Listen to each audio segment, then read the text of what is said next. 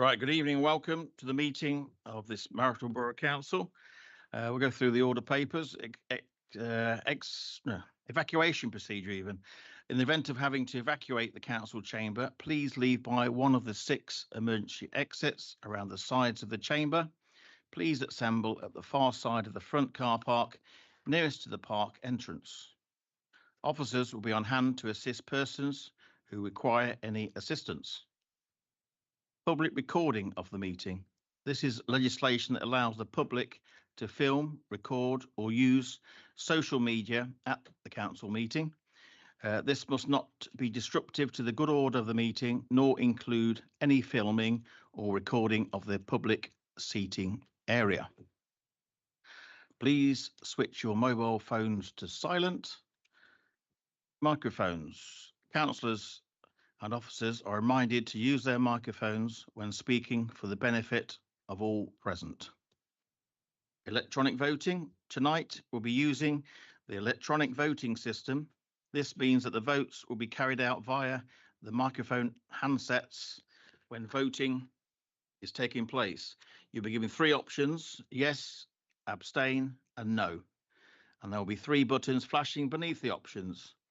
When the voting is open, please select the corresponding button in order to register your vote. I'm now going to hand over to Reverend Dr. Mary Barr to offer prayers. Thank you, Mary. Thank you, and good evening, everyone. It's rather gloomy weather at the moment, isn't it? And the news from around the world is gloomy as well. And we have our own struggles, of course, nationally and locally. And it's easy to feel weary and downcast in the face of all of that. But as a Christian, I try to remind myself to draw strength daily from the guidance of the Bible, to bring my anxieties and concerns to God in prayer and to seek his guidance for the way ahead. So here's my prayer for Melton Borough Council as you meet this evening with the difficult task of setting the budgets for the coming year.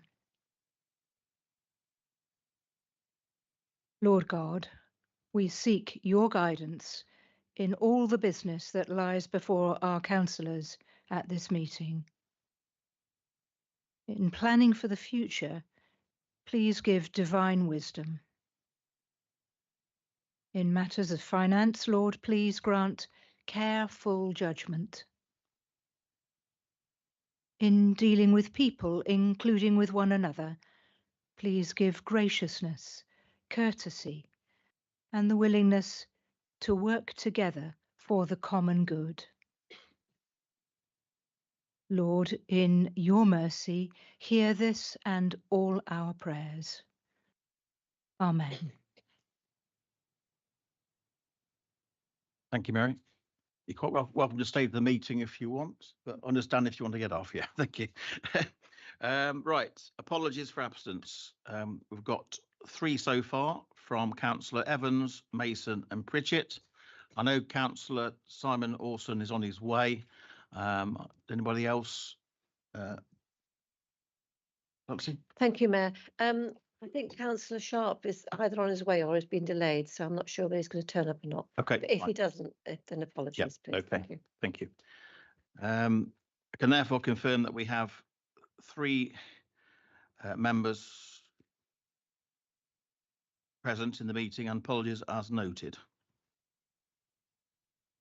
23. Minutes.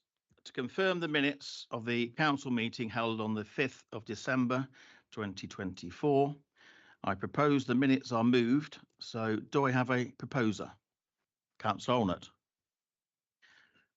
Do any members have any comments to make in relation to the accuracy of the minutes? Councillor Gordon. Thank you. Yeah, it's the minutes on page 14. It's to do with it where it says, pursuant to the Constitution, Chapter 3, Part 1, Procedure Rule 17.6, Councillors Atherton, Child and Gordon wished that their votes for the motion be recorded, but my vote and the others, if they wish to say, wasn't recorded. Can you put down that that I was against it. It doesn't have no vote down Can we there. change those? Yeah. Okay, thank you. Yes, Councillor Gordon. Thank That'll you. be changed for you. Thank you. The councillors, the accuracy of the minutes? If not, I will now proceed to a vote. Oh, do I have a second? Sorry, do I have a seconder first? Sorry, Margaret. Thank you. Second. Thank you, Margaret. Now we'll proceed to the vote. Please use the electronic voting system in front of you. As I said before, either choose for, against, or abstain.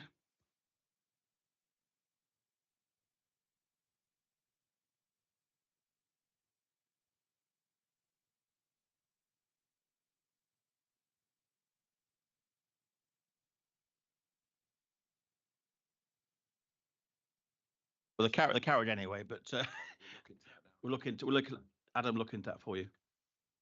Sorry. Else? The two are not here yet. That's right. Okay. All right. The outcome is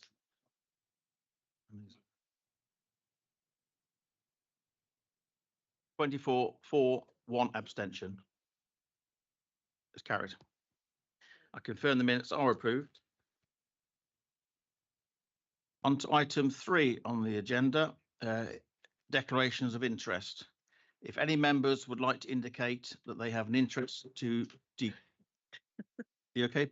That's all right. Is it working now? If any members would like to indicate they have an interest to declare, could they please do so by raising their hand? Yes, yeah. And another registrable interest in respect of Councillor Joe Alston is taken as being on the record for any matters which relate to the council, Leicestershire County Council. Councillor Gordon again. Thank you. Yeah, I have an interest concerning the rent increases, as I'm a council flat tenant, so I will leave when that comes up. Thank you. Okay, Councillor Gordon, thank you. Oh, sorry. Yes, Councillor. Thank you, Mr. Mayor. I'm the same. I'll be leaving. I'm a council tenant. Thank you. Thank you very much. Thank you. Right, moving swiftly on to the Mayor's announcements. Been a fairly busy period again. I've got a few notes on some of the highlights of the period since I last saw you. There's a few photos may flicker up occasionally, but this is the main items I'd attended. No particular order. The Mayor's Carol service in December, 12th of December. That was a marvellous occasion at St Mary's Church. We had a full church, very successful. We had 4 primary schools there singing carols, and it was a real nice event. If everyone was there, a few councillors were there, and it was a great treat to see the kids and the faces. It was brilliant. So I really enjoyed that night. I'm going to move on to the Oby in Wigston Civic Carol service. Now, there was some video evidence, but thankfully they couldn't play it. I was actually dancing with the Leicester Gospel Choir. They won the Songs of Praise Gospel Choir, I think 2 years ago, on the Sunday Songs of Praise. So there was a marvellous effort that was. Mayor's Quiz. This year that went really well. I'm supported very much. Quite a few of the councillors did attend and have tables. That was much appreciated, and thanks to Councillor Cox, put some food on the tables. Thank you very much. That was much appreciated, and for last time. And we've got another one coming up soon. So it's well attended. I think there's no spaces left for the quiz, so please don't apply if you've not already done so. That is a full house again. Thank you very much. Let's get Melton Moving Awards. I attended that and presented a prize at the end of the night. I attended that with Michelle and Councillor Pat Cumbers. We had a good night. It was last for the food, I think, but there's no cutlery, was there, Pat? So we had to use the fingers. We managed. Anyway, it was a very enjoyable evening down at the cattle market. I think one of the pictures there is of the Air Training Corps annual dining in night. That was held at Scraptoff Golf Club, where me and Sally attended. And of course, it was the ATC. It was an alcohol free night, which Sally didn't realise when I took her there. She wanted a glass of wine, but we didn't have a glass of wine. And I think they were my air cadets for this year.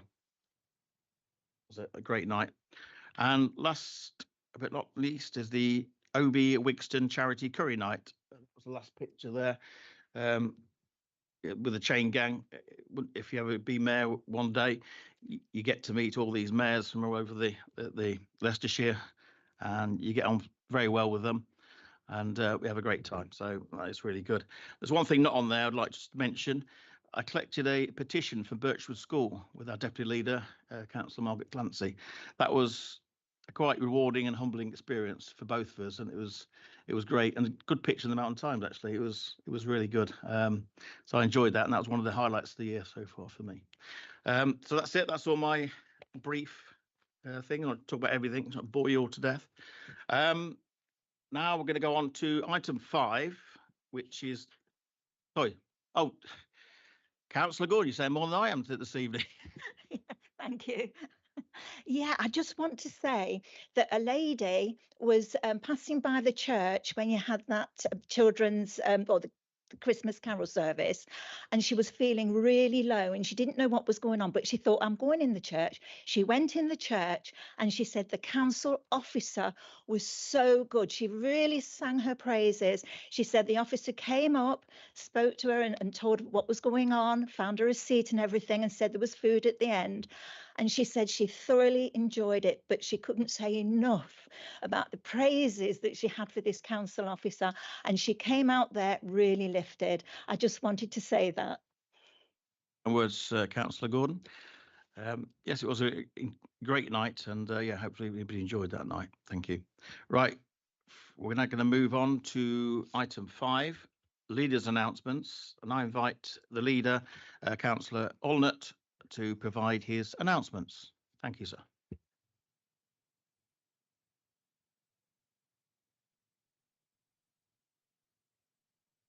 Go on, Pip, your leg's not. Oh, okay. If you don't mind, I always talk better when I'm standing up, really. I'm being careful because I'm advised that the lectern is in a state of slight wobbliness. So if I get carried away, it might collapse. Lectern, Pip. Mr. Mayor, before I start properly, I'd like to welcome Lydia Rustling to her first full council meeting. Did I say the wrong name? You're looking at me. Oh, I got the wrong name. So, Director for Place and Prosperity. But she's been working extremely hard since she arrived, and I do thank you for all the efforts you're putting in. Thank you so much, Mr. Mayor. I've only got 7 announcements or statements to make, really. The first one is just a quick reminder that about our VE Day 80th anniversary small grant fund.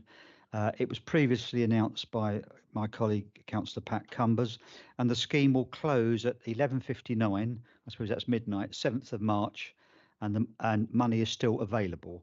There's a funding pot of a total of £7,000 was allocated to support a range of community VE Day celebration projects, and eligible community groups, charities and parish councils for organising events and projects can still apply for funding, and it's in the range of £70 to £700. The parishes had been informed, but I know sometimes it doesn't always get through. So information on grant funding, including eligibility criteria and allocation of payments, can be found on the Melton Borough Council website, Community Grants, Melton Borough Council. And more information about VE Day 80th anniversary celebrations can be found at VE Day 80. Details of the celebrations will be published on Discover Melton as they are confirmed. To add a local celebration event to Discover Melton website, we go onto the email address discover@melton.gov.uk with the details. We've also made a grant award as part of our general community grant scheme to the Melton Mowbray 1940s weekend, which will have a special focus on VE Day, no doubt. But in all the celebration, let's not forget our comrades in arms who, and particularly the Polish and the vast diverse brotherhood of Commonwealth citizens of all faiths and cultures, many of whom battled on towards VJ Day, which was, of course, on the 14th of August, 1945. So when we're having our glass of wine in May, Mr. Mayor, let's toast our brave people who continued and in terrible circumstances. So my second announcement is this. Members are aware of the unresolved problem around proposals to locate more than one children's home in small village communities and the constraints we have faced through the planning process alongside the absence of joined up policy at a national level. Now, I must stress that our aim has always been to enable and support the provision of children's homes, but to do so in a way that also considers local needs, both in terms of meeting local demand for children's homes provision and balancing this with the needs of the local communities. I said that if we were given the tools, we will do the job properly. So I'm very pleased to announce a small step in that direction. Members will recall that I wrote to the government about our concerns and that our teams were proactive in engaging with the departmental colleagues. In the recently updated MPPF, there are changes which reflect the requests that we made, or our team made, I should say, particularly on the matter of establishing local need in respect of looked after children in policy making. Now, this will enable us to consider if we can review our policy locally and measures to manage the future development and provision of children's homes. Our teams will continue to review this and advise us all in due course. So my thanks to our staff for once again going that extra mile. The outcome is welcome, but it is not a complete solution, of course.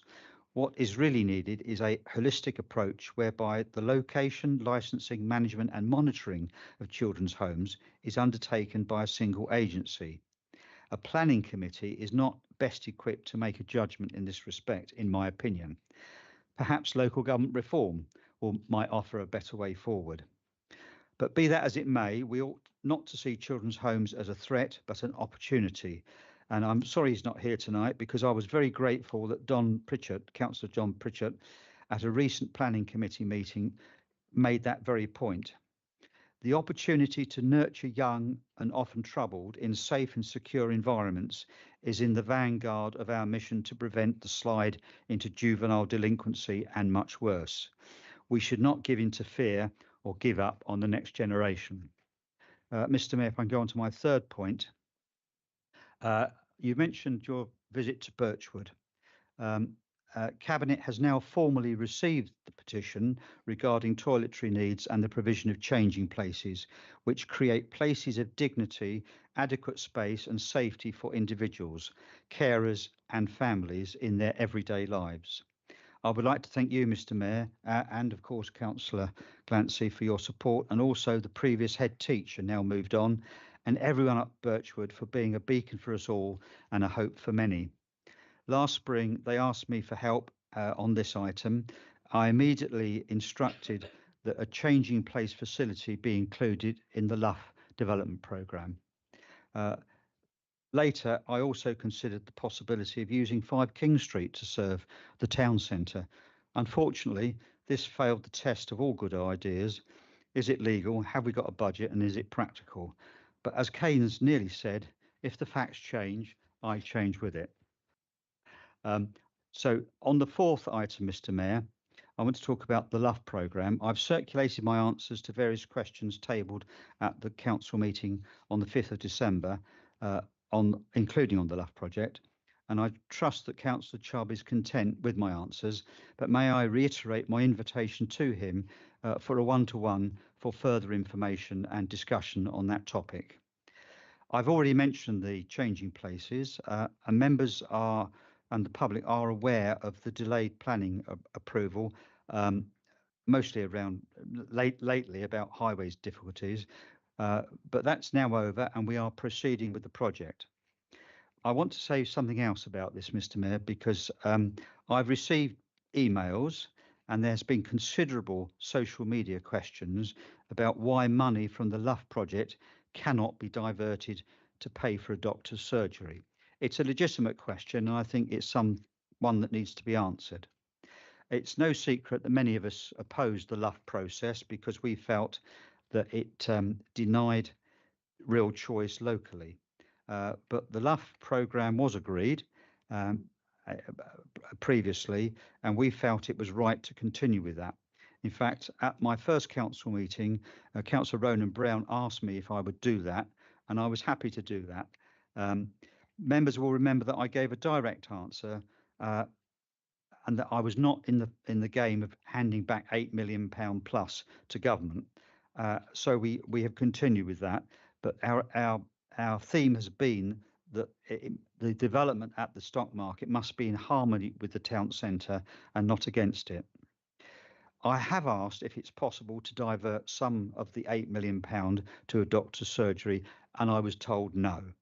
So that failed my legal budget practical test. So for the benefit of members of the public, I have tried on that front, but it's not possible, so we have to proceed.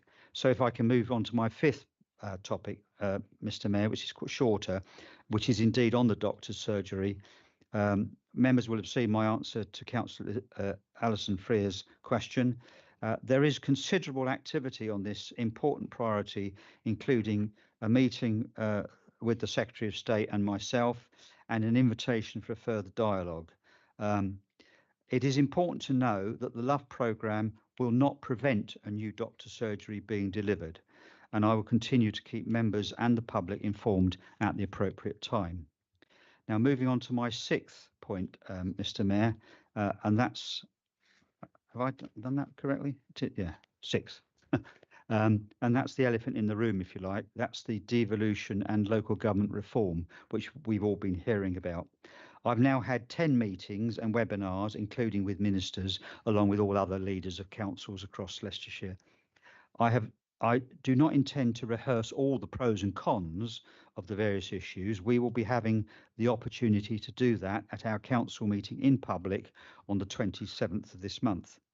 The precise format and agenda has not been finalised, but the essential ingredients will include, and obviously we'll be open to discussion with the opposition on that agenda. As with any council meeting, members of the public may wish to ask a question. That would be the right thing. Elected members are entitled to ask questions, of course, but I would suggest that they would probably be deferred to the open discussion. So it's not a sort of an answer and question with me, but more of a free-flowing discussion. Officers will provide a factual report in the normal way, including a statement about the constitutional and governance rules as we reach views of our own. Recommendations will be tabled in accordance with advice from the monitoring officer to ensure that we keep to the law. Consideration is being given to the fairest way that the general public can express their views to the council, which I think is important. We need to get public opinion on this as well.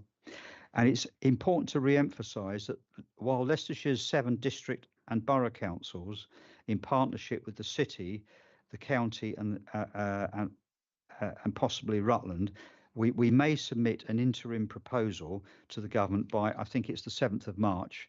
I'm looking at the chief exec. Sorry, 21st. Sorry, so I knew it was a factor of 7 anyway. But the final proposal doesn't have to be in until November. So there's plenty of time for people to discuss detail and to give their opinions. Also, I need to emphasise that devolution and local government reform, although they're linked, they are separate proposals. The other facts that we know at the moment is that the county council has already proposed a single council absorbing all 7 districts and boroughs, and also requested that the county council elections be cancelled. Now, the latter has been refused, so these elections will continue. And indeed, the elections themselves present an opportunity for the public and all candidates to campaign on this issue and to express opinions. So I shall view with great interest what happens. The question of whether or not the creation of a town council for Melton might be part of LGR can be explored on the 27th. But a thought did occur to me when I was listening to you, Mr. Mayor, that if the borough disappears, we may want a mayor of Melton anyway, and maybe a town council would continue that line of heritage. Today I've received a copy of an open letter from the Police and Crime Commissioner complaining to the Mayor of Leicester and the leader of the County Council. I won't go into it now, but I will circulate it to all members so that you can consider that when we meet on the 27th. Now, my 7th item, Mr. Mayor, and last one is around flooding. And I want to say straight away that a resident, I think it was in Twyford, and a tenant has expressed delight and great gratitude for the speed with which she was helped and her new kitchen and other things in her house. So I want to thank all members of the staff for making that happen. And isn't it lovely to receive that sort of information coming back in? I'd also like to thank the members of Mose who today have done so much to remove debris from the town's waterways. And I now want to thank the Minister Emma Hardy for discussing my concerns directly with me over the past week. The extra money for flood defences of £2.65 billion from the government is of course welcome, but major preventative flood defence capital projects will probably not go directly into the Melton area as such. And in fact, many of the projects will not be completed for several years to come. This is the nature of very large scale projects, as we all understand. However, the funding formula for allocating money is currently biased towards major projects that take many years, and this is perfectly understandable, but consideration is being given to altering that formula so that money can be directed to smaller preventative measures, and I know that's something that many of us here would like to see. The other thing to bear in mind is that the flood zone remapping exercise being carried out by the Environment Agency is due to complete soon, and I hope this will better inform our own planning discussions, because I know at Planning Committee we often expect advice from the EA, but we don't quite get up to date. We feel we don't get up to date data, so that's something to look out for. I know that many members are busy being out and about with our officers, the EA and the lead flood authority, and I look forward to hearing any feedback from them. Now, for parishes and riparian owners, a degree of self-help is good, but can present problems. If one community solves its problem, but the water moves literally downstream to its neighbouring parish, there can be some great difficulties. Now, this sometimes is a technical issue, but we don't want it ending up as a legal issue. So this is a process we are keen to promote with parish councils. And of course, there is a licensing mechanism with the EA that permits in specified circumstances collaborative work to be undertaken, and our officers are looking at as part of our sort of publicity drive with parishes and local communities to see if this can be done. The leader of the County Council has reiterated her concerns at a meeting I went to recently about the limited capacity and funding for lead flood authorities, and I completely sympathise with her position, and I agree with it. Maybe that this task is best suited to the new devolved authority. And I certainly hope that we can get some more strategy and dynamic movement in the area of flood prevention, as well as amelioration of the pain and suffering which we've all heard about. Thank you very much, Mr. Mayor. Thank you, Councillor Warnock, for those 7 points. Now go to public question time. We have a question put in. I don't think Kelly Davis is here to answer the question herself, or on Zoom, or no. So I'm required to read the question that she submitted. Our after dark economy is one filled with businesses that truly reflect the community feel that the Melton Mowbray prides itself on and is utilised correctly. Could be the difference between someone coming for the day or staying the night. With that in mind, how does the council plan to work with the promotional bodies to help push Melton's after dark economy out to the wider market? I'll now invite the leader, Councillor Pip Allnutt, to provide a response. Councillor Allnutt. Thank you, Mr. Mayor. I'm going to take you up on your offer to remain seated. Is that all right? Thank you. Well, I know she's not here, but I will say the words, thank you for your question in any case. The council is focused on boosting Melton Mowbray's town centre, including its nighttime economy, by working with local and regional partners such as Melton Bid, the Town Estate and Leicestershire's Local Visitor Economy Partnership. Through campaigns and promotions, we aim to attract more visitors, supporting events, entertainment, hospitality and retail. The Discover Melton brand and website have been successful in raising awareness and increasing visitors by over 40% through digital campaigns and partnerships with local businesses, which help promote Melton's offer, including events, dining and accommodation.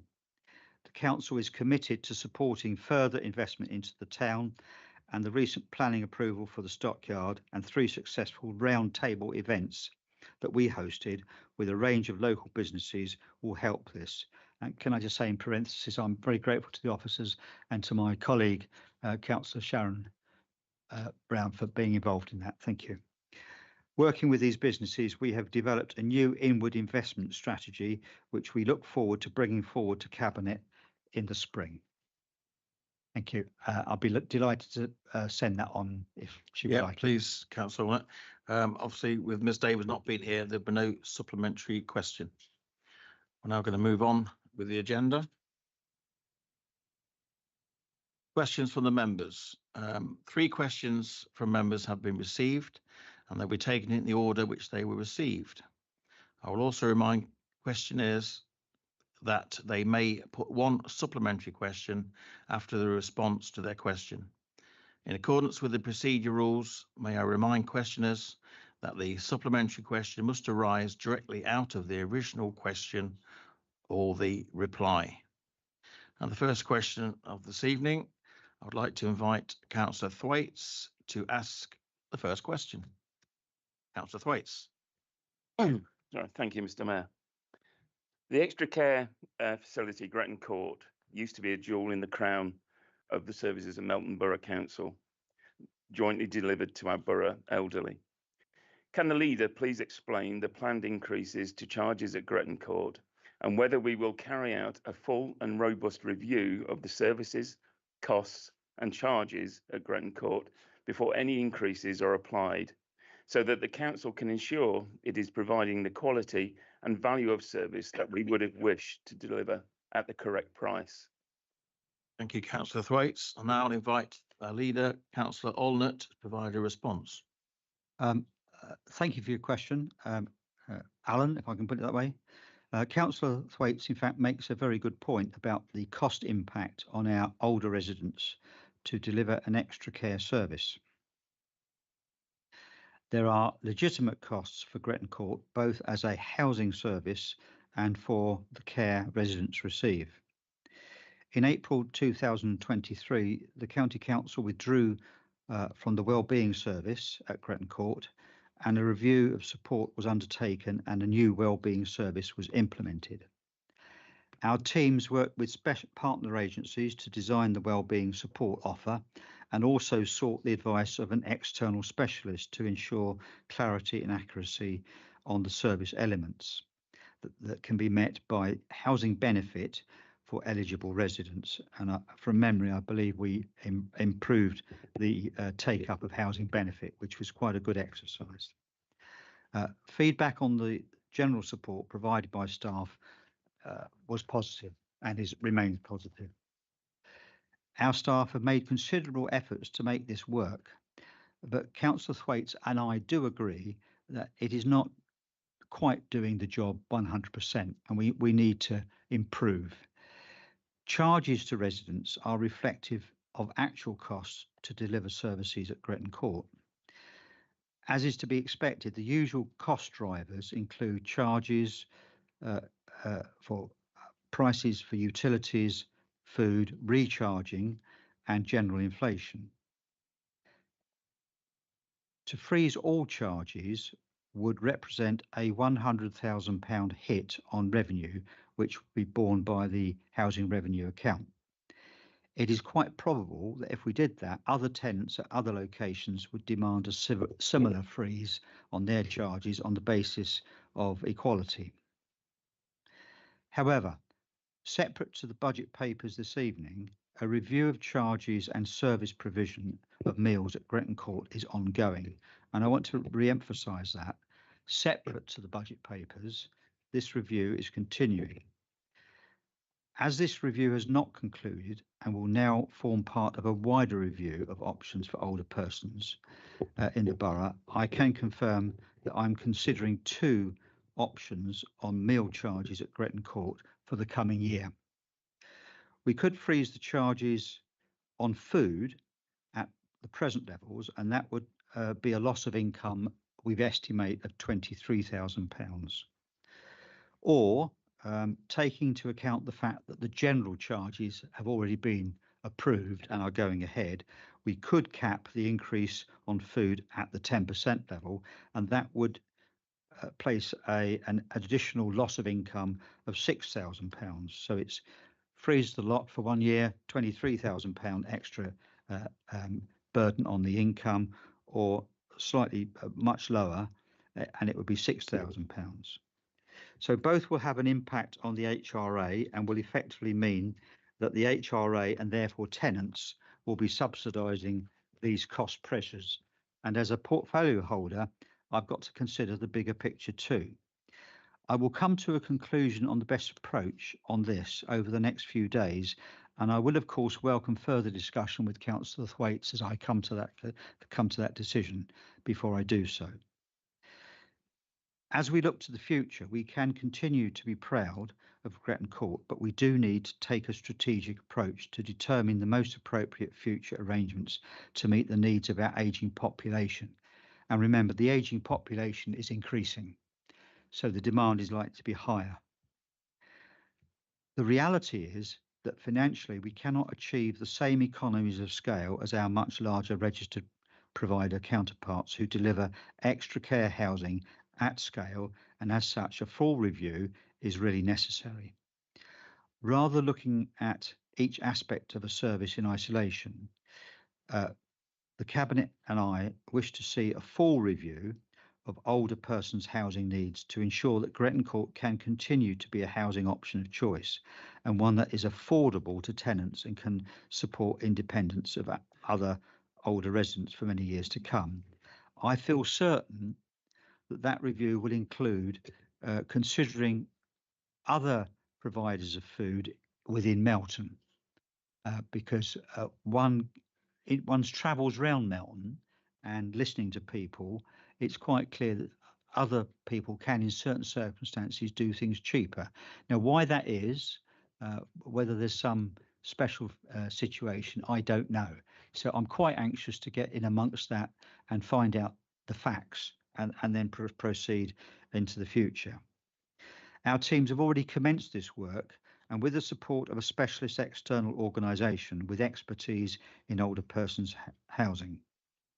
This work needs to be completed and changes made, in my opinion, before devolution and local government reform. I don't want it to be kicked down the road so that people think it doesn't matter. This is business as usual, and we've got to keep our eye on the ball. And I hope that helps, Councillor Thwaite. Thank you, Councillor Onnet. Councillor Thwaites, would you like to ask a supplementary question? Councillor Thwaites. Thank you for the response, and I do welcome the review.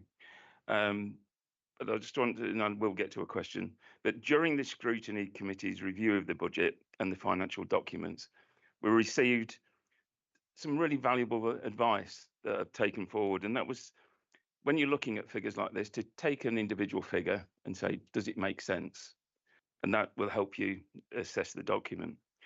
So the one that's already been mentioned, the food, and I've got pictures here and comments and whatever you want to do, but that is what the residents currently pay, £10.64 per day for that meal. Now, my question is, how can we guarantee, because I'm told it actually costs us more than we're charging, that how is our management or our accounting leading us to believe that meal provides value? So that is what I'm hoping is part of that review. And that's the question really, is that we look at that and we look at the sensibility of those costs. What Thank you, Councillor Thwaites. I think the question was, sorry, Mr. Mayor, don't mind jumping the gun. Yeah, I think the question was, can we make certain that is taken, that particular problem, as Councillor Thwaites sees it, is carried forward into the review? And the answer is yes, definitely. Because this is about not just about price, it's about quality. Thank you, Councillor. Okay, Councillor Thwaites, yeah. Second question, I would like to invite Councillor Thwaites again, the Thwaites Show, to ask the second question. Yeah, I'm just trying to get more than Marilyn. So there's been a recent spate of antisocial behaviour, including burglaries of local businesses in town and damage and theft from vehicles in the borough.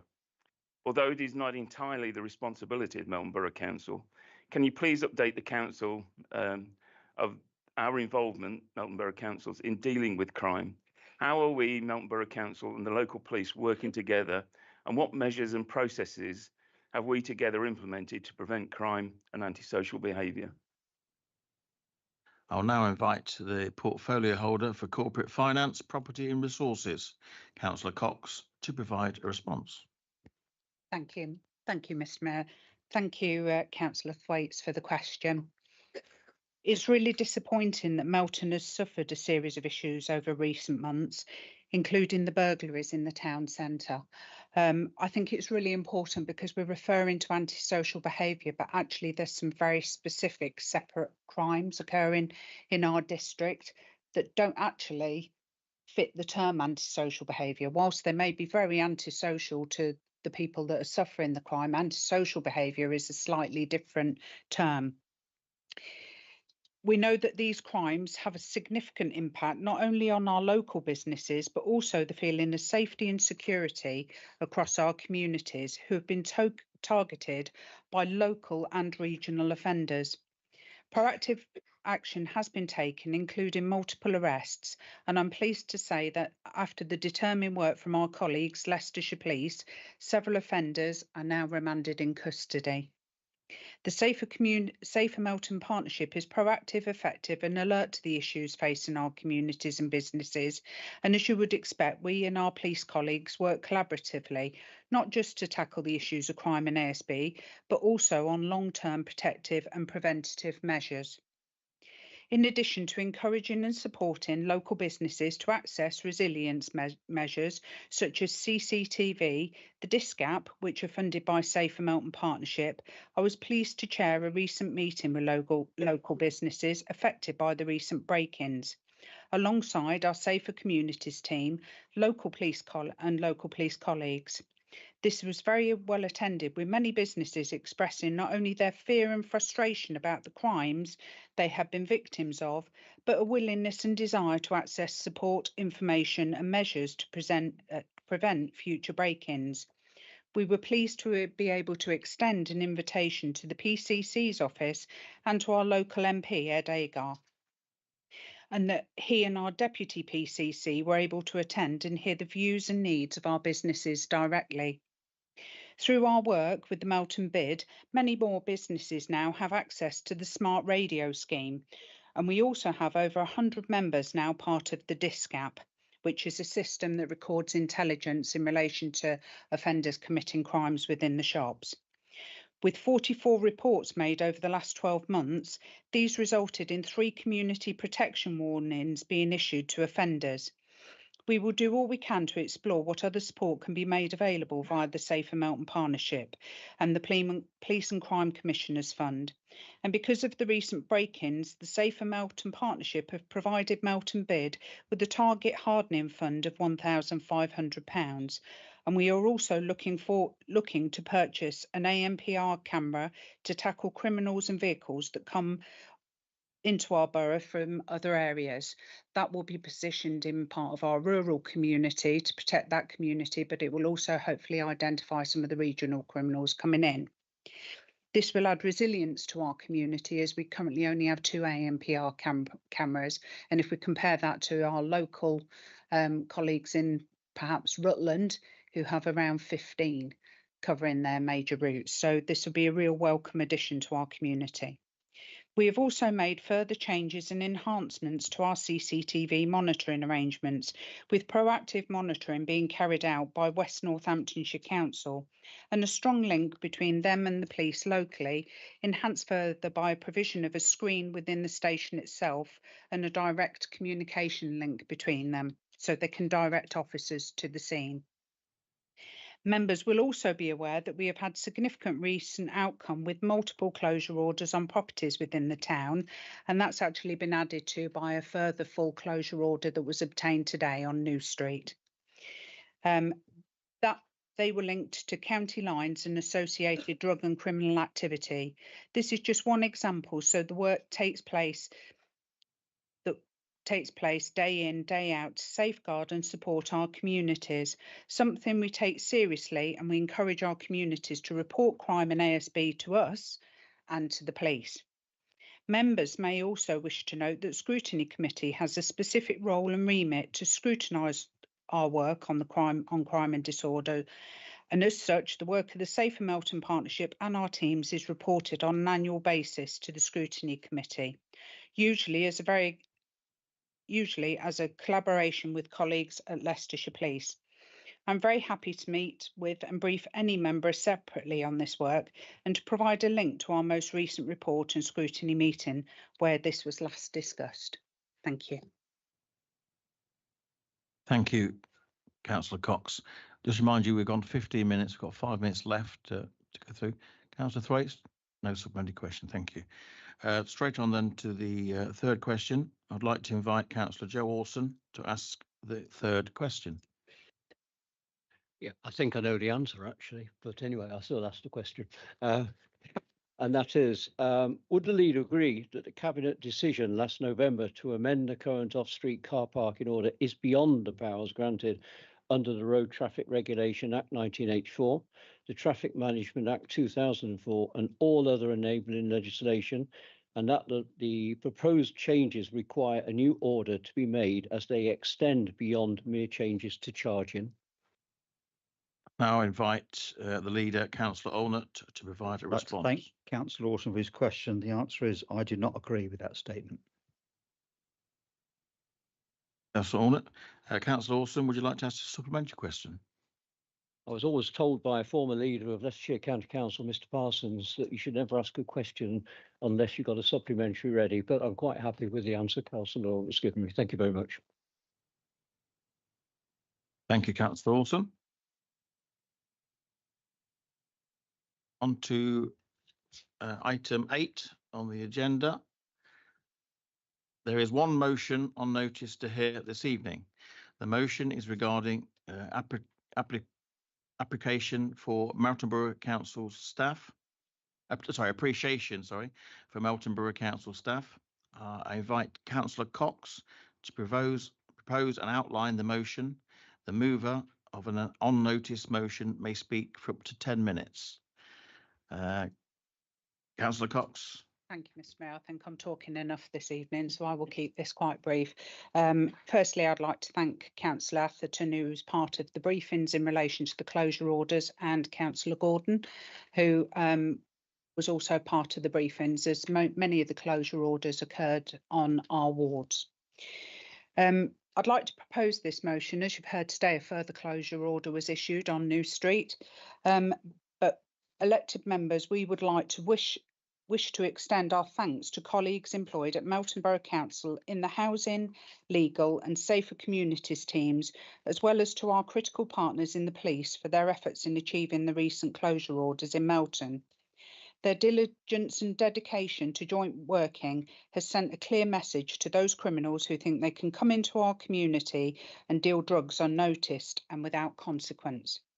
Elected members also note the bravery of the residents who came forward to provide information and thank them for the vital role they have played in helping keep our community safe. The council acknowledges that it's only through working collaboratively with all stakeholders in our borough that will lead to the results we need, and we reiterate our commitment to this joint approach moving forwards. Thank you. Thank you, Councillor Cox. I now invite Councillor Ian Atherton to second. Thank you, Mr. Mayor, and happy to second the motion. Obviously, giving thanks to everybody who was involved in this. I think it's great that we can publicly demonstrate our thanks to those involved, but perhaps more importantly to the people of Melton Mowbray, that we do take these things seriously, and if we take the right actions, the outcomes are positive. Thank you. Thank you, Councillor Atherton. I'll now open this item to debate and invite members to raise their hand to indicate whether they wish to speak. Please note any speeches must not exceed 5 minutes and you have one question per member. Open to the floor. Councillor Brown. Yeah, thank you, Mr. Mayor. Just really like to thank Councillor Cox. I believe Councillor Butcher was also involved, and also very much like to thank the staff of this council. I think back in 2019 we started the journey of through the work with the director there that Michelle Howard headed up about using injunctions, closure orders, etc. And it's really good to see that now coming to fruition and actually be used. I didn't manage to do it. You guys have actually managed to do it. So credit where credit's due. The one thing I would add as well is it's not just the council's responsibility, as you say, Councillor Cox. There will be housing associations there, and I would add to officer colleagues that make sure they play their bit and they spend their money and don't always put it in you. But thanks to the residents, and thank you in all fairness as the lead on the safer community side of things. Councillor Brown. On to Councillor Gordon again. Yes, thank you. Yeah, I just want to say how impressed with the police I was, because over the years where I've lived in Chapel Street, I can see across New Street. And I can remember seeing the last time was where there was police officers there, all in the riot gear with the guns, which they didn't have to use, by the way.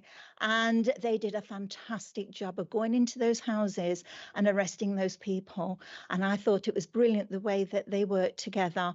And also as well, time before then, going back some time, I can remember coming out of my flat and all these police people, police officers and that were all running towards me, not for me obviously, but going by me. And I thought, oh, what's going off here? And it turned out, because you could see the helicopters going across, and it was a big sting. And it was to do with New Street and the area where I live. And it was marvellous to see it all, because there was all apparently what was happening was there was the helicopters were going across to the country park, and yeah, they did a fantastic job both times, and I was so impressed, because it was not only Melton Police, obviously it would have been Leicester Police or what have you, and they all worked together, and it was brilliant to see them in action. Thank you. Councillor Gordon. Councillor Butcher. Thank you.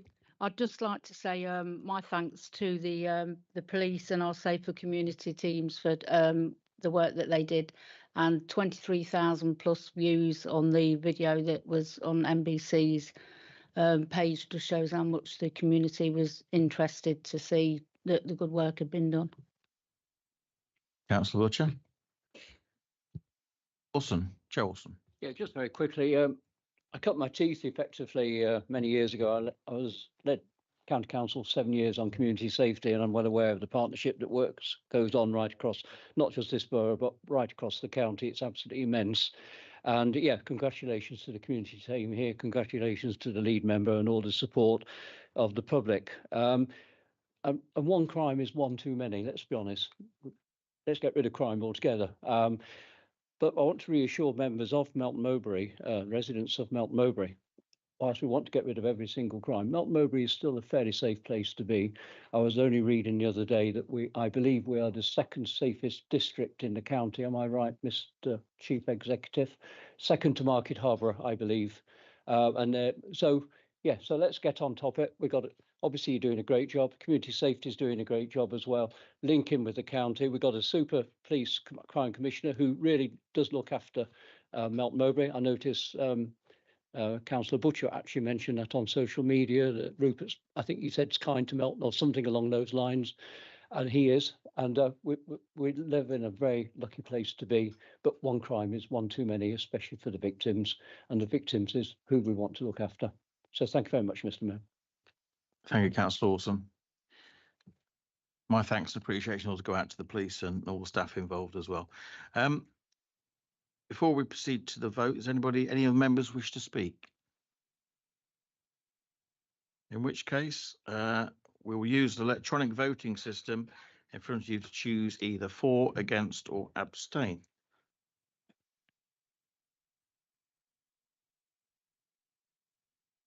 Come on, yeah. Oh, yes.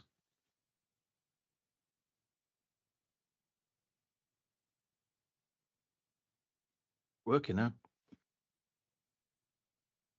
That's unanimous then, because Richard Sharp's not here, is he? So yeah, unanimous. That's carried.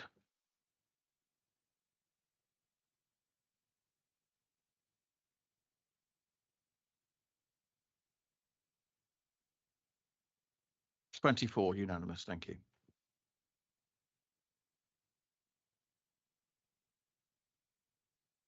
Item 9. In accordance with the regulations, the vote on this item's motion will be taken as a recorded vote. The record of the vote will be taken from the electronic voting system. Now it's all working. I will now invite the portfolio holder for corporate finance, property and resources, Councillor Cox, to present the Cabinet recommendations to the Council on the General Fund Review Budget 2025-26 and the Medium Term Financial Strategy 2026-27 to 2028-29. Councillor Cox. Thank you, Mr. Mayor. We've done the nice bit. Now it's over to the challenging side of business. The Council's finances remain extremely challenging, as evidenced by this being the largest strategic risk for the Council. The Provisional Financial Settlement sees the removal of our Rural Services Delivery Grant and the inclusion of locally raised council tax in the allocation of the funding floor. This has resulted in district councils receiving the lowest increase across the local government sector in core spending power. We still welcome the final settlement, which has provided clarity over the level of employers' NI compensation, and this has now been factored into the budget, bringing the shortfall down by just under £100,000 and reducing the demand we need to place on reserves. The budget proposals have taken into account the views expressed by the Scrutiny Committee, and I'm grateful for their diligence.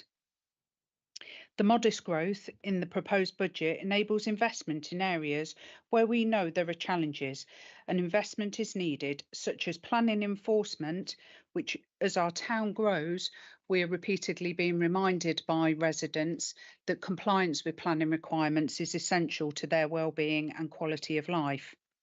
Environmental services, the commitment by our administration to make sure that our green spaces and our environment and town look up to the job. And community support. We all know that the cost of living crisis is still affecting many families across our district, and we continue to offer that support to our rural communities.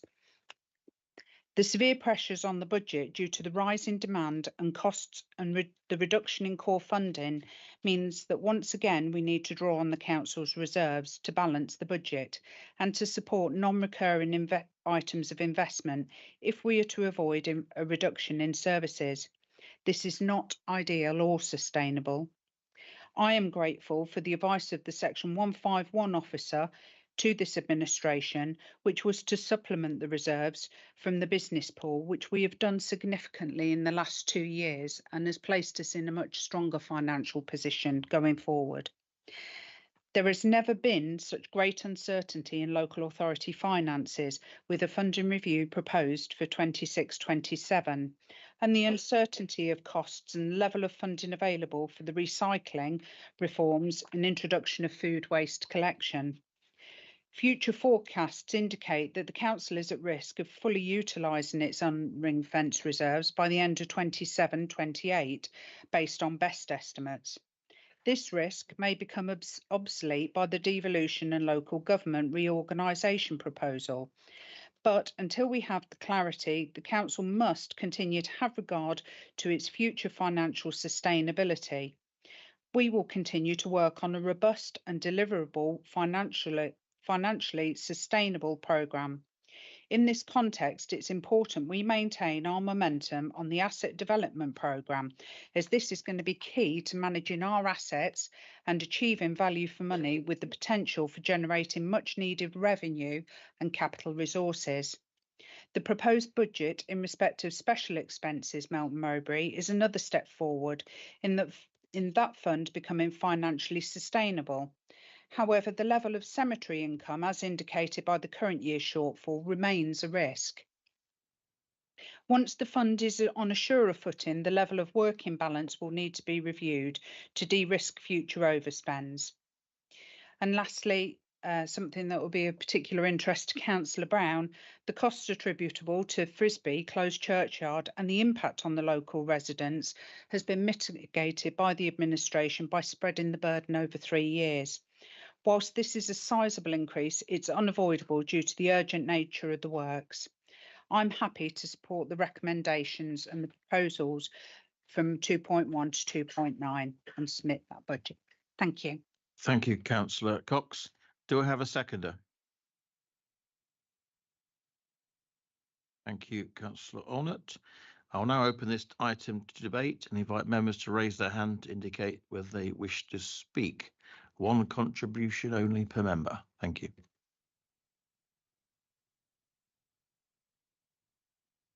Councillor Charles. Thank you very much, Mr. Mayor.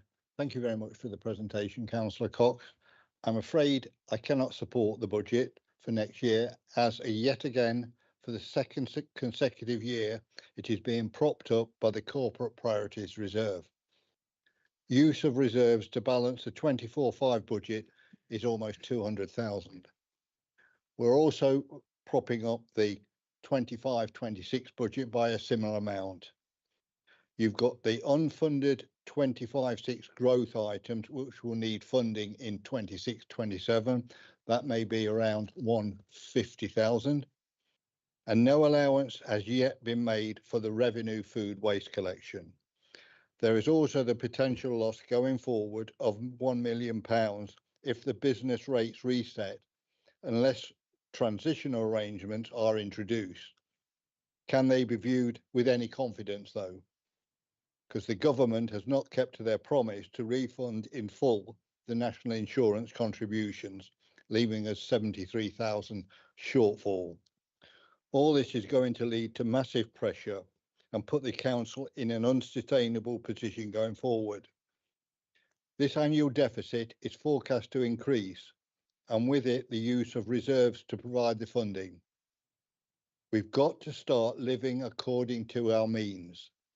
We have been identified already as being at high risk authority due to its level and rates of use of reserves.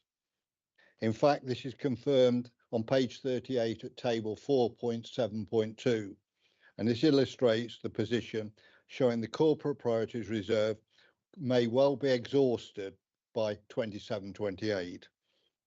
If future year deficits in the MTFS are realised, then service reductions will have to be considered or use what is left in the reserves. With added pressure on budgets, homelessness and waste, for example, the council is heading for the issue of Section 114 notice. So what's the way forward? Work out a way forward. Don't draw on reserves. Spend within your budget. Cut out the use of consultants and other growth items. Deliver the core services and provide value for money.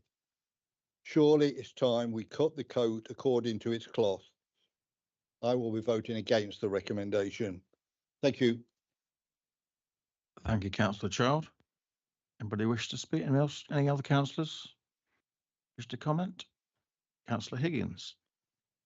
Yeah, just on that, just a little bit in addition to that. Sorry, table's just a little bit close there. Yeah, one thing which I know is in the budget, but I think Councillor Child was raising before.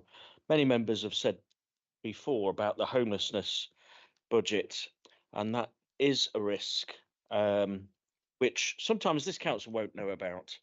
But government, the previous government before, they've got to get on top of the homelessness issue that we have in this country, and that comes from pressures from many other elements. I'm not going to go into those. The difficulty is with homelessness is the cost is then borne on the local taxpayer, and I don't think government is actually across Whitehall is actually seeing this for what it is, and it's not just this council; it's all other councils.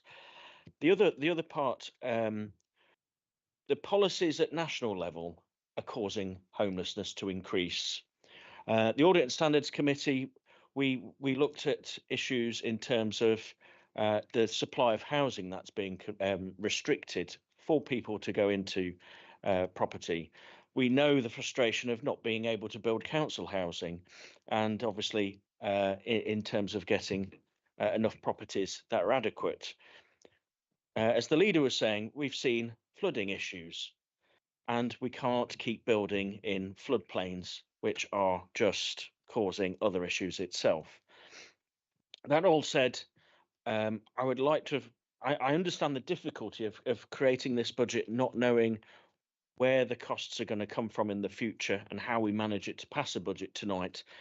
I don't know necessarily what to cut from on the budget. One thing I will say, one thing my ward was very supportive of is the funding for enforcement and compliance. I think the Cabinet is using the word compliance. What I've seen, not just in my ward, but across the borough, is some development that's going and it's not being complied with. And the difficulty is when we're raising those issues, it's the cost of funding posts, checking compliance with plans, either what's happened or not been built to plan, and that's an unseen cost.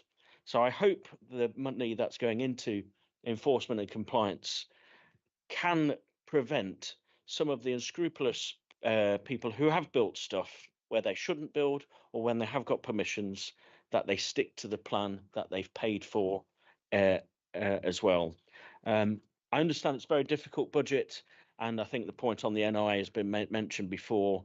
You know, again, government's got to come on to how it's going to fund not just public sector NI increases, but that for the private sector as well. Otherwise, we'll be in a very, very difficult position.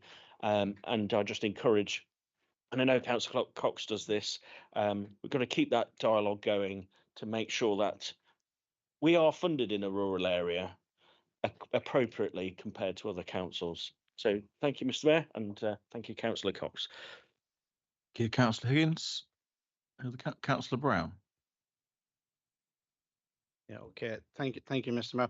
Firstly, responding to Councillor Higgins, I think to give some credit to the Labour government today, they've announced another 450 million towards social rent, and that's previously on the billions that have been in this Parliament. So that's something certainly we've campaigned and I've campaigned for, and that has to be recognised no matter what political party you're from. So you're well done to Angela Rayner on that announcement today, and hopefully there is more money in the spring budget as well to come around. Certainly social rented housing as well as other means of affordable rented housing. But following on from Councillor Child, firstly, I would like to echo what Councillor Child has commented on the budget being presented tonight. Currently, we are faced with unprecedented financial challenges in local government at a time when there's a need for restraint and resetting of priorities. In front of us, we see a budget that sets out to continue as if nothing is different and additional risks do not exist. The local government environment is very different today than previous years. We see the current government wanting to fast-track devolution, reorganise local government, and currently looking at financial projections, district councils will be starved of funding. In such circumstances, it is only prudent to rationalise, deliver core services we are legally responsible for, and ensuring that those services are delivered as best we can and improved if possible. This budget does not allow for this, but dilutes the ability to do just that. As stated, the future looks uncertain, but what is certain is that change is coming. And apart from using external additional monies, we should not be stretching the organisation further than we need to. This means tough decisions, and now is the time for that, as when we do transition, we want to hand over to whatever new council that may exist as strong a set of services as possible. It is due to the above and what has been set out by Councillor Child that we, as a Conservative group, cannot support this budget tonight and will be voting against it. Councillor Brown, any other council wish to say? Anyone else before we go back to you? Yeah. Anybody else? Oh. Councillor Cliff. Thank you, Mr. Mayor. I've got very mixed views about this budget. I'm not going to lie, I don't like it because before my side start panicking about that, I'm going to clarify. I don't like it because I share many of the views of people in this room. It's quite a depressing budget. It reveals the fact that we've got a lot of financial challenges, and it feels like the chickens are coming home to roost of years and years and years of cuts to core local government funding. And I think the use of reserves to balance budgets didn't actually start when we took over. It is challenging. Whilst I echo the concerns the Conservatives raise, where I'm struggling is I'm yet to hear a specific suggestion that isn't code for let's cut public services now. Let's cut what we're doing right now. The only suggestion I've heard coming from that side of the chamber is cut back on consultants. And I'd be interested to hear a specific example of a consultant that's been used that you think we should have done without, or a consultant that we've got planned to use moving forward for whom we don't need their expertise. So I'm more than happy, I would be more than happy to have that discussion in the specifics rather than the general in order to be most useful. I will be supporting the budget because the alternative is to cut our cloth is just a euphemism for let's cut back things. And again, I've not heard any suggestion of what we'd be happy to stop doing as of now. Again, if anybody would like to put that suggestion forward as an alternative and to say within their version of the budget what we should exclude, then again, I think that would be a useful discussion to have. But in the absence of that, I will be supporting this budget, acknowledging that, yes, it is difficult and it is hard, but the discussions go on. And that's where I land today on it. Thank you. Thank you, Councillor Cliff. Councillor Glancy, was you wishing to say something? Oh, thank you, Mayor. I'm just busy furiously writing. It is a very depressing state of affairs, but I'll just remind you to last year when we were setting our budget. I think the opposition requested that we spend a further £150,000 from our reserves to fund ideas that they wanted to do. Now, I think some of that, there were fairly sort of sound ideas, but we, as an administration, decided against it. And all I can say is thankfully we didn't agree with you, because we're now in a better position this year than we would have been had we listened. Unlike the previous administration, we have reduced the spend on consultants, but I'd just like a little bit of clarification, as my sort of colleague has said, which consultants do you think we should cut? Because we just, it's all very well saying, oh yes, you need to do so and so, but if you can actually tell us where we can make those sort of alterations, then they'd be very gratefully received. But it's very well to sit there and say, well, we don't agree with it. But things are very tight, and we do have to provide for our residents and can fulfil the promises that we have all made around this table, and that includes yourselves. So that is why we've continued to deliver what we can at the moment and within a balanced budget. So thank you.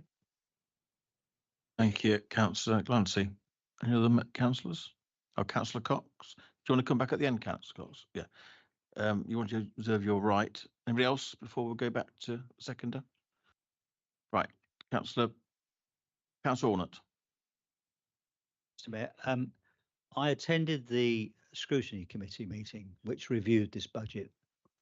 I didn't hear much from the Conservative members there about alternatives or any of the matters, or most of the matters that have been raised tonight. Reserves, yes, that's true. But as Councillor Glancy has mentioned, last year we were being implored to draw down from reserves to deal with issues which were dear to the hearts of people. And I understand that, more on the flooding issue that Councillor Simon Orson raised. So I'm all in favour of alternative budget proposals if we can have them, if they're made in a reasonable time, and then we can debate the issues. And if there is something that we can agree on, I'm more than happy to compromise, always am. So I'm disappointed. Now, we know that about 1% of council tax yields about £41,000. Council tax is going up, or hopefully by just about 3%. So that's not going to yield a lot. So reserves are a legitimate use of our funds. And I just want to remark on one thing. We're talking about year 16, so to speak, for next year. Year 1, 2010-11, our total funding was 3.9 million. Next year, it will be 3.8. So you can see, speaking to Councillor Cliff's point, this is a long-term trend of reductions. I heard a figure at the weekend when I was discussing this with the Deputy Prime Minister, that there was 63% cut over that period in funding for all sorts of things. The Environment Agency, ourselves, we've seen cuts with police, and we've got to claw that back. Now, looking forward, I accept that there is a big fear that if we go into a merged county council, you know, all of our funds will be absorbed into childcare and we won't have anything left. So that's a big thing to watch for. I agree. And I can tell you from talking to ministers, they're watching that as well. And there is going to be changes in funding in time for this. So I will support the budget, obviously, but I am disappointed that in saying you're going to vote against it, you're not being honest enough to say where you would make those cuts. Which areas of activity? Is it the community safety partnership, the work we're doing with parishes? You know, some of these things we do, we're not obliged to do. We're not obliged to run a swimming pool. You're going to close that down? So where are we making the cuts? If someone from the opposition can say specifically where the proposals are to make the cuts, we will listen to you. But it won't be this year because we're not doing it on the back of a fag packet. Ready for next year? Yes, by all means. Here, Councillor Ornett. Other councillors? And on to Councillor Cox then. I thank all members for their contribution, actually, and any constructive feedback in relation to budget development is always welcomed. This is a pressure in terms of our reserves that isn't just for this administration. I'd just like to remind colleagues across the chamber that the last administration actually dipped into their reserves, and therefore this is a continuing situation. Again, I reiterate my thanks to the Section 151 officer for last year reiterating to me the importance of us adding the business pool rate money to those reserves to give us some resilience and some flexibility for the challenging years that were going to come forward. which we're now seeing come to light. So because of that advice and because we listened to that advice and we were financially prudent last year, it gives us more scope for going forward. I'd also like to highlight that the government have given significant additional funds for homelessness this year. And I just hope that our requirement isn't even going to outstrip it. But I hate to say, I think it probably will outstrip that. And that is why this administration, a big focus of our work, and colleagues across the chamber have been invited to the asset management group, because part of what we need to do is maximise all of those assets that we have to generate income for this council going forward. And part of that is about utilising potentially some of our empty premises for homelessness accommodation that would therefore reduce the burden on our council taxpayers locally. And that work is going to start apace this year. So that's the work we're doing. That's our plan, is to start trying to generate income, and that's why I'll support this budget. Although it is depressing, Councillor Cliff, I totally agree with you. Thank you, Councillor Cox. We will now proceed to the vote. Please use electronic voting system in front of you to choose either for, against, or abstain.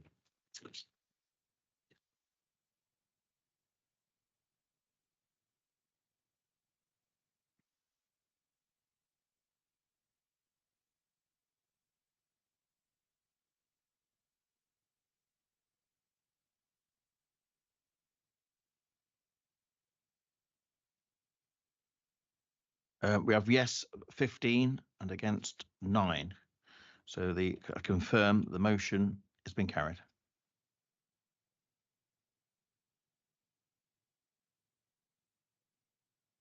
Item 10. Again, I'll just reiterate this. In accordance with the regulations, the vote on this item's motions will be taken as recorded vote. The record of the vote will be taken from the electronic voting system.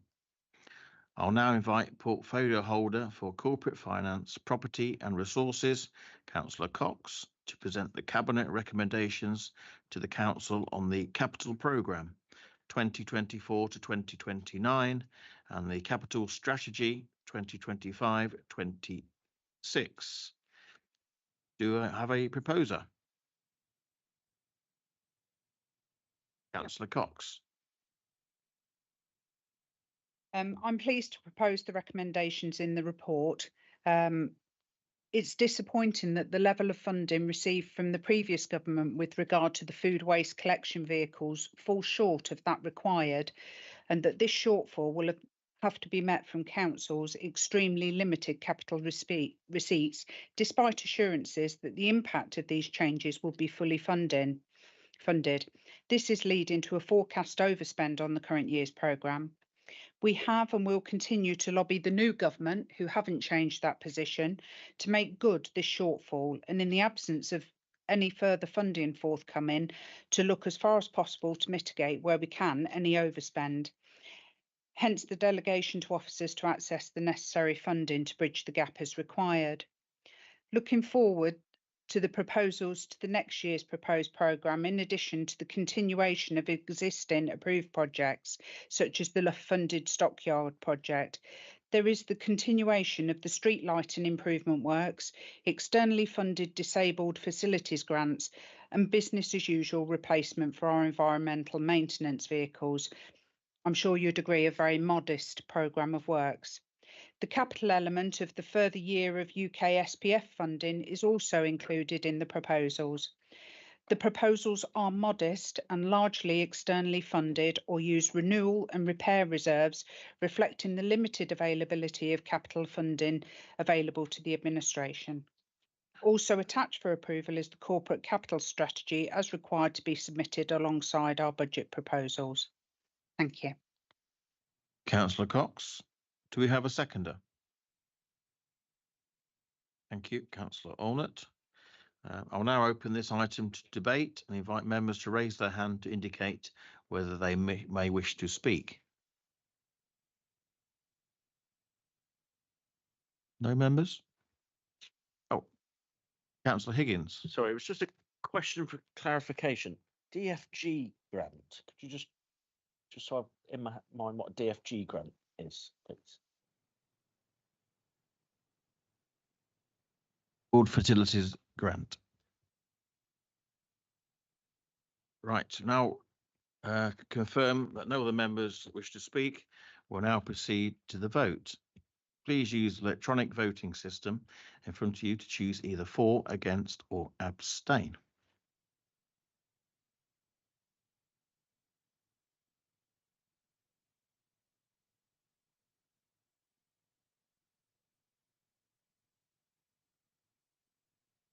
The same as all, 15 for, 9 against. I confirm the motion is now carried. Item 11. I'll now invite the portfolio holder. Mr. Mayor, I believe in the room. Oh, yes, sorry, yes.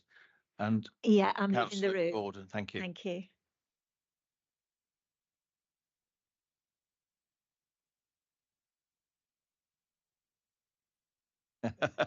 I can't change it. Thank you. Right, now left the room. So I'll now invite again the portfolio holder for corporate finance, property and resources, Councillor Cox, to present the Cabinet recommendations to the Council on the revenue budget proposals for 2025-26 for housing revenue account. Do I have a proposer? Councillor Cox, thank you. Thank you, Mr. Mayor. I'm pleased to support the proposals set out in this report. As previously reported, we do have an overspend for this year's forecast, which will be met by an increased transfer from the reserves to balance the budget and maintain the approved working balance. Government policy provides clear guidance on the level of rent increase, and proposals are in line with this policy, which results in a 2.7% average increase.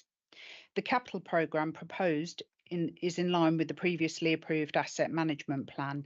And just to give Council a flavour of what that actually means in this forthcoming year, I want to highlight that that means £5.3 million spent on our housing stock, of which 1.5 million will be in terms of improving energy efficiency for those properties.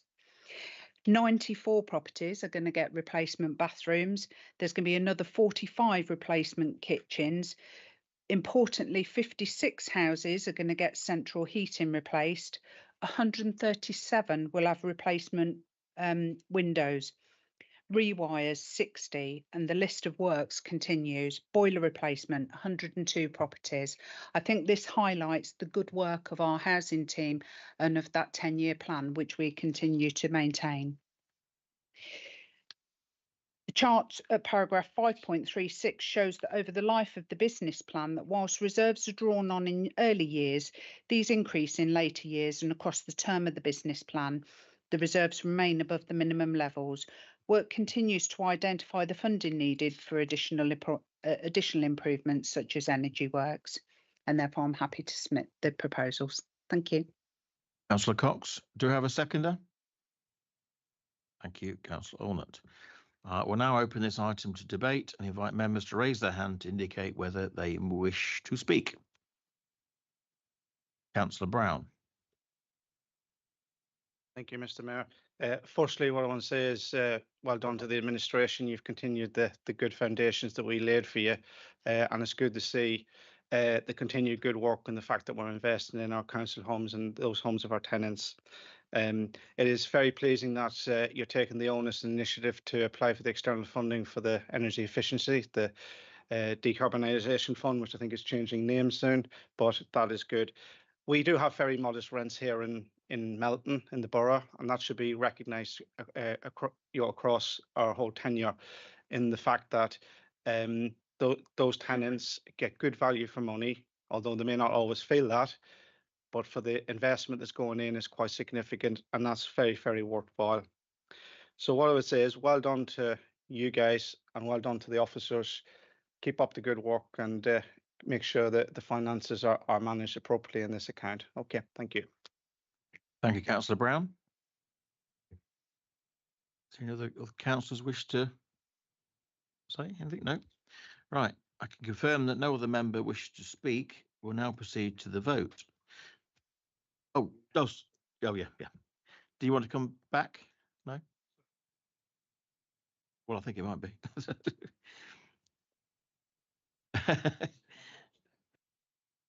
We'll now proceed to the vote. Please use the electronic systems as before, for, against, or abstain.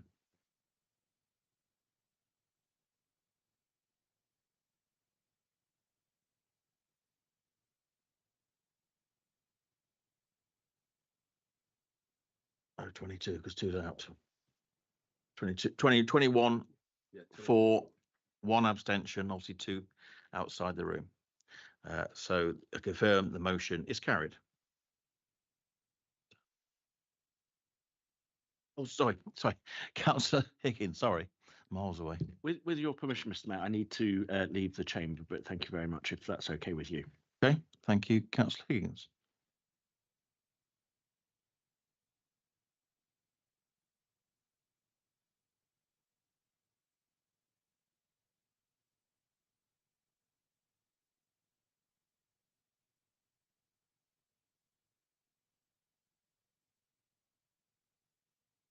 We'll just wait to the councillors to come back into the room.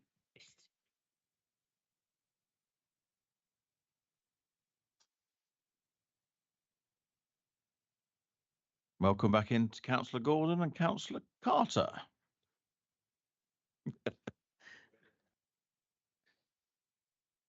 Right, we're now on to item 12. I will now invite the portfolio holder for corporate finance, property and resources, Councillor Cox, to present the Cabinet recommendations to the Council on the Treasury Management Strategy and Prudential Indicators 2025-26. Councillor Cox. Thank you, Mr. Mayor. It's only once a year this way. I hog the show. The Treasury Management Report is always a positive report that I'm able to present to Council due to the diligence of our financial team. So I'm happy to propose the recommendations in this report. Whilst a technical paper, the various indicators and supporting narrative continue to demonstrate how well the team manage the Council's finances in a prudent and measured way. They show how cash flow is managed to good effect and how well managed our investments are, which makes a significant contribution to reducing the net costs of services across all council funds. Interest rates have now reduced this year, and there are further reductions forecast in the coming year. And therefore, the team will look to lock in as much of our investments as they can whilst rates are high to benefit from the high rates of return as long as possible. The value of our property fund, which I know has been of interest to colleagues across the floor, continues to improve.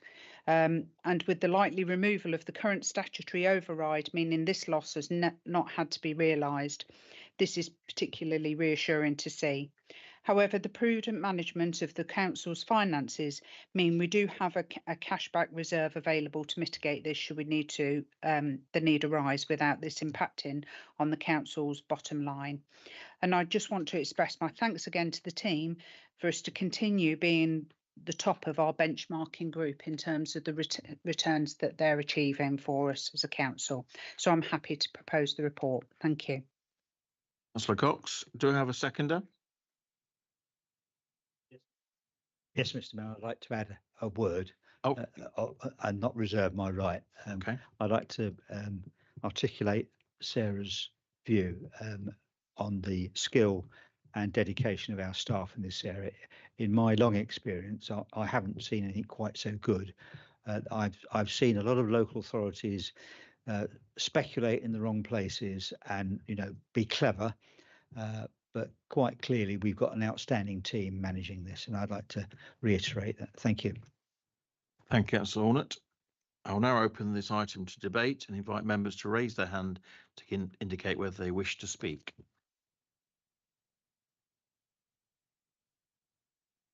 No, I can now confirm no other member wishes to speak. We'll now proceed to the vote.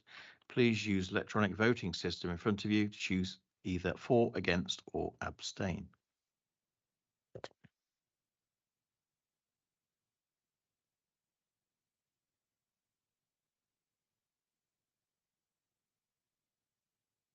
It's unanimous 23 now, is it? Yeah.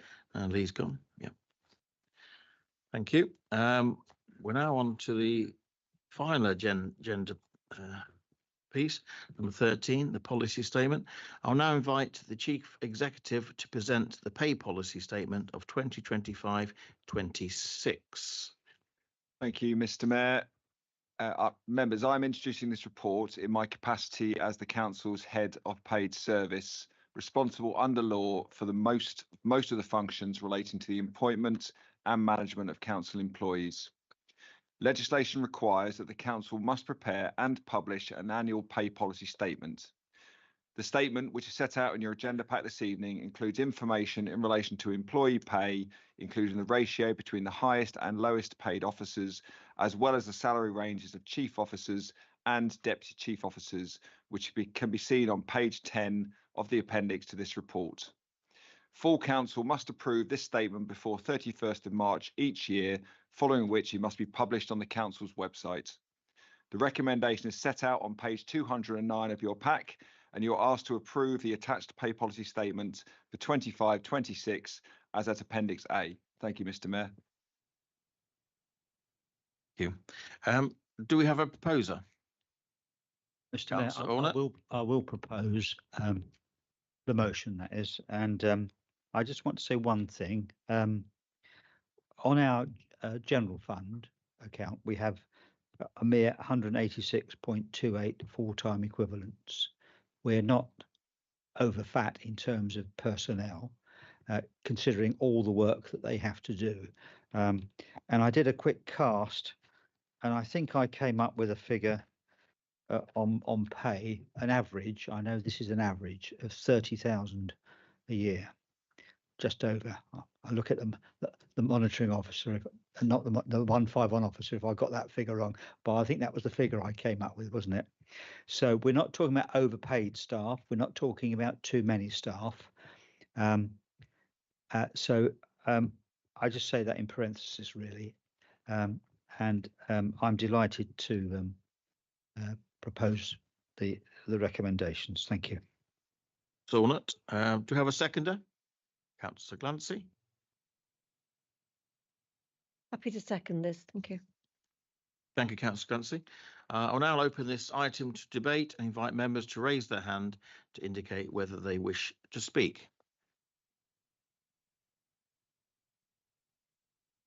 Right, nobody wishes to speak, so we'll proceed straight to the vote. For the last time, please use the electronic voting system in front of you. Choose whether for, against, or abstain.